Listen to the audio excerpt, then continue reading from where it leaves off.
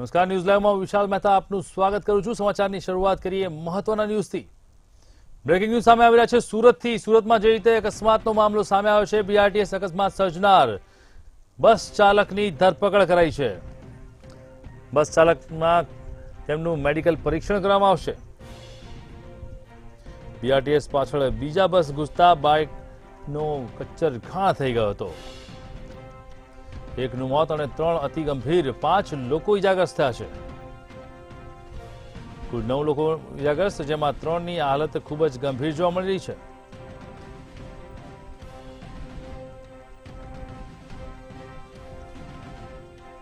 વાત મુજબ અમારી સાથે જોડાયા છે સંવાદદાતા દિવ્યેશ પરમાર। દિવ્યેશ, જણાવો કે જે રીતે સુરતમાં બસ અકસ્માતનો જે આ સમગ્ર ઘટનાએ આકાર લીધો છે, શું છે સમગ્ર માહિતી?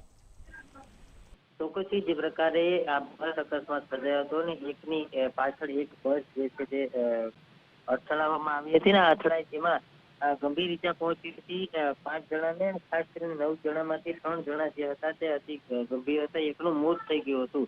મહત્વનું કહી શકાય કે સમગ્ર મામલે જે બીઆરટીએસ બસ ચાલક હતા તેમની ધરપકડ કરવામાં આવી છે।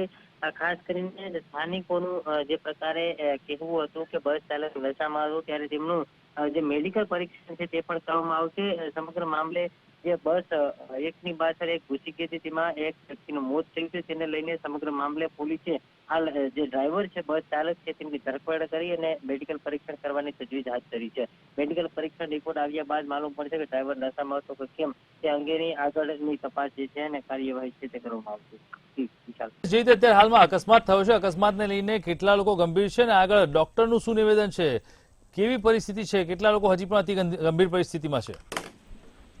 જે પ્રકારે 9 લોકો ઇજાગ્રસ્ત થયા હતા, જેમાંથી એકનું મોત થયું હતું। હાલ હજુ પણ 3 જેટલા લોકો છે તે જીવન મરણ વચ્ચે ઝોલા ખાઈ રહ્યા છે, એટલે કહી શકાય કે અતિ ગંભીર છે।